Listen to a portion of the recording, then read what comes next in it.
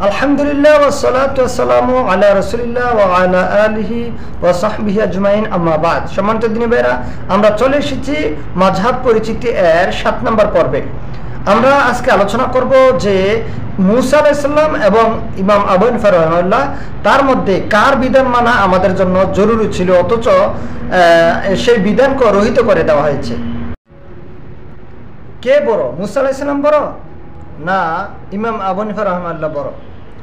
শোয়াবুল ইমান অধ্যায়ে হাদিসটি পাবেন বাইহাকি আপনার 176 নম্বর হাদিস। এছাড়াও আপনি হাদিসটি পাবেন আহমদে, হাদিসটি রয়েছে। তো জাবের রাদিয়াল্লাহু তাআলা থেকে হাদিসটি বর্ণিত, তিনি বলছেন যে ওমর ইবনুল খাত্তাব রাদিয়াল্লাহু তাআলা একদা রাসূল মুহাম্মদ সাল্লাল্লাহু আলাইহি ওয়াসাল্লামের সামনে ওমর রাদিয়াল্লাহু তাআলা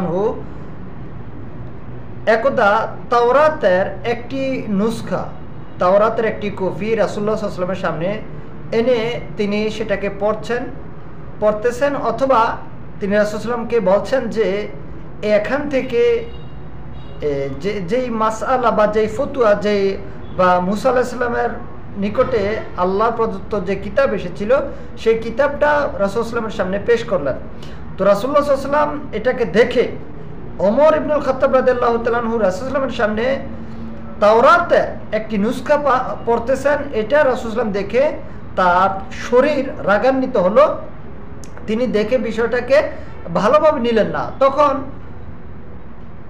ওমর রাদিয়াল্লাহু তাআলা আনহু বিষয়টা উপলব্ধি করলেন। রাসূলুল্লাহ সাল্লাল্লাহু আলাইহি সাল্লাম এরপরে তিনি কসম করে বলছেন যে ওয়াল্লাহি ওয়াল্লাযী নাফসি মুহাম্মাদিন বিয়াদিহি, আল্লাহর কসম, সেই সত্তার কসম যার হাতে মুহাম্মদ সাল্লাল্লাহু আলাইহি সাল্লামের নফস, তার কসম, অর্থাৎ আল্লাহর নবী সাল্লাল্লাহু আলাইহি সাল্লাম আল্লাহর কসম করে বলছেন যে আমি মুহাম্মদ সাল্লাল্লাহু আলাইহি সাল্লামের নফস যে সত্তার হাতে, তার কসম করে বলছি যে আজকে যদি মুসা আলাইহিস সালাম বেঁচে থাকতেন আর তোমরা যদি তার আনুগত্য করতে, তাকে মানতে, আমার কাছ থেকে যদি মুখ ফিরিয়ে নিতে, আমার সুন্নাহ থেকে যদি তোমরা মুখ ফিরিয়ে মুসা আলাইহিস সালামের সুন্নাহর অনুসরণ করতে, আল্লাহর নবী বলছেন যে তার কিতাবের অনুসরণ যদি তোমরা করতে, তাহলে তোমরা পথভ্রষ্ট হয়ে যেতে।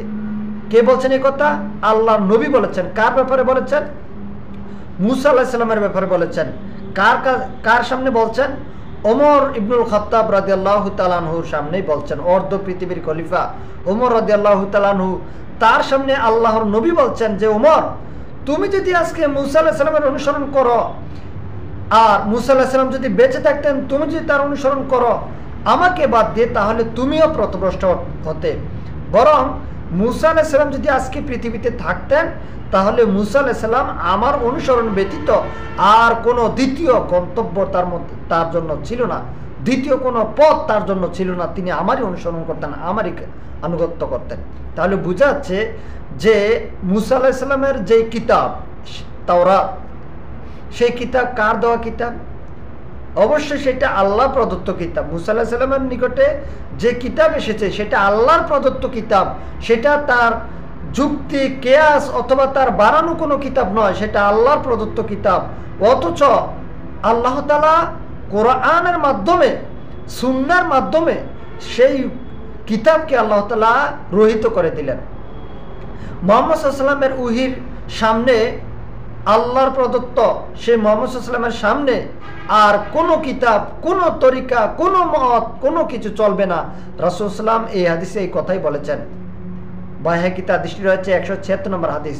সম্মানিত দিনী ভাইরা, তাহলে এই হচ্ছে অবস্থা। রাসূল সাল্লাল্লাহু আলাইহি ওয়াসাল্লাম এই জন্য বলছেন যে একদা তিনি রাসূল সাল্লাল্লাহু আলাইহি ওয়াসাল্লাম সোজা একটা রেখা টানলেন, সোজা একটা দাগ টানলেন, একটা দাগ দিলেন সোজা দিয়ে, সেই সোজা দাগের আশেপাশে দিয়ে আরো বিভিন্ন ধরনের কিছু দাগ দিলেন, আরো কয়েকটি দাগ দিলেন। খত্তা খুতুয়াতান আন ইয়ামিনিহি ওয়া আন শিমালি, রাসূল সাল্লাল্লাহু আলাইহি ওয়াসাল্লাম ডানে এবং বামে আরো কিছু দাগ টানলেন, রেখা টানলেন। টেনে এরপর রাসূল সাল্লাল্লাহু আলাইহি ওয়াসাল্লাম বলছেন যে রাসূল সাল্লাল্লাহু আলাইহি ওয়াসাল্লাম বলছেন, এই যে দাগগুলি দেখছো, এই প্রত্যেক দাগের মাথার মধ্যে রয়েছে শয়তান। আর সেই শয়তানগুলি কারা? রাসূল সাল্লাল্লাহু আলাইহি ওয়াসাল্লামের কথা অনুযায়ী, অন্যান্য হাদিস অনুযায়ী বোঝা যাচ্ছে যে সেই শয়তানগুলি হচ্ছে মানুষ শয়তান। রাসূল সাল্লাল্লাহু আলাইহি ওয়াসাল্লাম দাজ্জাল হিসাবে উল্লেখ করেছেন। সম্মানিত দিনী ভাইরা, তাহলে রাসূল সাল্লাল্লাহু আলাইহি ওয়াসাল্লাম বলছেন যে এই যে রেখাগুলি দেখছো এগুলো প্রত্যেকটার মাথার মধ্যে রয়েছে শয়তান, অর্থাৎ দায়ী যারা, দায়ীদের মধ্যে যারা শয়তান, যারা মানুষকে কোরআন এবং সুন্নাহ থেকে পথভ্রষ্ট করার জন্য বিভিন্নভাবে তরিকা, বিভিন্ন মত, বিভিন্ন পথ, বিভিন্ন থিওরি, বিভিন্ন ইজম এগুলোর মধ্যে প্রবেশ করিয়েছে। এই হচ্ছে সেই দাগগুলি। রাসূল সাল্লাল্লাহু আলাইহি ওয়াসাল্লাম বলছেন যে ওয়া আন্না সূরা আনকাবুতের সূরা আনআমের 153 নম্বর আয়াত পেশ করে রাসূলুল্লাহ সাল্লাল্লাহু আলাইহি ওয়াসাল্লাম বলছেন যে ওয়া আন্না হাযা সিরাতি মুস্তাকিম ফাত্তাবিউ ওয়া লা তাত্তাবিউ সুবুলা ফাতাফাররাকা বি। রাসূল সাল্লাল্লাহু আলাইহি ওয়াসাল্লাম বলছেন যে তোমরা এই যে সোজা রাস্তাটা দেখছো সেই রাস্তার অনুসরণ করো, এটারই আনুগত্য করো, এর ডানে এবং বামে যত পথ, যত রাস্তা দেখতেছ, রাসূল সাল্লাল্লাহু একটা দাগ টেনে তার ডান বামে রাস্তা দিয়ে রাসূল সাল্লাল্লাহু বুঝাচ্ছেন যে এই সোজা রাস্তার অনুসরণ করবে, এর ডানে এবং বামে তোমরা যাবে না, তাকাবে না। এই কথা দ্বারা আমরা এটাই বুঝতে পারি যে একমাত্র রাসূলুল্লাহ সাল্লাল্লাহু আলাইহি ওয়াসাল্লামের তরিকাতেই আমাদেরকে আমল করতে হবে, ইবাদত করতে হবে। আমাদের সালাত, রাসূল সাল্লাল্লাহু আলাইহি ওয়াসাল্লাম বলছেন সল্লু কামা রাআইতুমুনি উসাল্লি, তোমরা সালাত সেভাবেই আদায় করো যেভাবে আমাকে সালাত আদায় করতে দেখছো। আর এটা শুধু সালাতের ক্ষেত্রে নয়, প্রত্যেকটি ইবাদতের ক্ষেত্রে, প্রত্যেকটি আমলের ক্ষেত্রে আমাদেরকে একমাত্র শুধুমাত্র মুহাম্মদ সাল্লাল্লাহু আলাইহি ওয়াসাল্লামের তরিকা অনুযায়ী আমাদেরকে করতে হবে। ভিন্ন তরিকা, ভিন্ন ব্যক্তির আনুগত্য যদি আমরা করতে যাই তাহলেই আমাদের পথভ্রষ্ট হওয়ার সম্ভাবনা রয়েছে। সুতরাং আমরা যেটা বলতে চাচ্ছিলাম যে ইমাম আবু হানিফা রাহিমাহুল্লাহ তিনি তো অনেক পরের মানুষ। স্বয়ং মুহাম্মদ সাল্লাল্লাহু আলাইহি ওয়াসাল্লামের সামনে যদি মূসা আলাইহিস সালামের কিতাব তথা আল্লাহর প্রদত্ত কিতাব, সেই কিতাবের মূল্যগত আপনি কি বুঝতে পারলেন? সেই কিতাবের যদি আনুগত্য করা না যেতে পারে বা না যায়, তাহলে আপনি এখানে আর কাকে টেনে আনতে পারেন? শুধু মুহাম্মদ সাল্লাল্লাহু আলাইহি ওয়াসাল্লাম, মূসা আলাইহিস সালামের কথা বলছি না, মূসা আলাইহিস সালামের কথা শুধু বলছি না, বরং পূর্ববর্তী যত নবী রাসূল এসেছে তাদের সকলের ক্ষেত্রে একই কথা প্রযোজ্য। যখন কোরআন সুন্নাহ এসেছে তখন সমস্ত কিতাব রহিত হয়ে গিয়েছে, সমস্ত নবীদের আনুগত্যগুলি রহিত হয়ে গিয়েছে শুধুমাত্র মুহাম্মদ সাল্লাল্লাহু আলাইহি ওয়াসাল্লাম আসার কারণে, তার দেওয়া বিধানের কারণে। অতএব আমাদেরকে বুঝতে হবে শুধুমাত্র আমরা মুহাম্মদ সাল্লাল্লাহু আলাইহি ওয়াসাল্লামের তরিকায়, মুহাম্মদের তরিকায় আমাদেরকে আনুগত্য করতে হবে, সেই তরিকারই অনুসরণ করতে হবে। মুহাম্মদ সাল্লাল্লাহু আলাইহি ওয়াসাল্লাম ব্যতীত অন্য কোনো কিয়াস, অন্য কোনো রায়, অন্য কোনো ব্যক্তির মতামত, তাদের সেই মতামতকে আমরা সম্মান করি, তাদের মতামতকে আমরা সম্মান করি, কিন্তু সেই মতামত যদি কোরআন কিংবা হাদিসের বিরুদ্ধে চলে যায় আমাদেরকে বুঝতে হবে তার সেই মতটাকে আমরা বর্জন করব। আমরা ব্যক্তিকে এখানে হেয় প্রতিপন্ন করছি না, আমরা বলছি যে তার মতটাকে আমরা বর্জন করব। উদাহরণস্বরূপ মনে করুন আপনি একটা মত প্রকাশ করলেন, সেই মতটা যদি কোরআন সুন্নাহর বিরুদ্ধে চলে যায়, আপনার সেই মতটাকে আমরা বর্জন করব, কোরআন সুন্নাহটাকে আমরা আঁকড়ে ধরবো। এরকম মন মানসিকতা আমাদের মধ্যে থাকতে হবে। সম্মানিত দিনী ভাইরা, ইমাম আবু হানিফা কি বলছেন? ইমাম আবু হানিফা রাহিমাহুল্লাহ তিনি বলছেন ইয়াকুম ওয়া আল কাওলা ফি দীনিল্লাহি তাআলা, খবরদার তোমরা দ্বীনের ব্যাপারে তোমরা কোনো বিষয়ে যুক্তি কিংবা কিয়াস বা নিজস্ব মত দিয়ে কথা বলবে না, তোমরা অবশ্যই সুন্নতের অনুসরণ করবে। যে ব্যক্তি সুন্নতের বাইরে যাবে, ইমাম আবু হানিফা বলছেন সে অবশ্যই বিভ্রান্ত হবে। সুন্নত না হলে আমাদের মধ্যে কেউই কোরআন বুঝতে পারতো না। সুতরাং ইমাম আবু হানিফা যে কোনো ফতোয়া দিয়েছেন তিনি অবশ্যই সেটা কোরআন সুন্নাহ সামনে রেখে ফতোয়া দেওয়ার চেষ্টা করেছেন। কিন্তু যেমন আমরা জানি বুখারী, মুসলিম, আবু দাউদ, তিরমিজি, এই যে হাদিসগুলি, এই সমস্ত হাদিস পরবর্তীতে ইমাম আবু হানিফা রাহিমাহুল্লাহর মৃত্যুর অনেক পরে এই হাদিসগুলি সংরক্ষণ করা হয়েছে।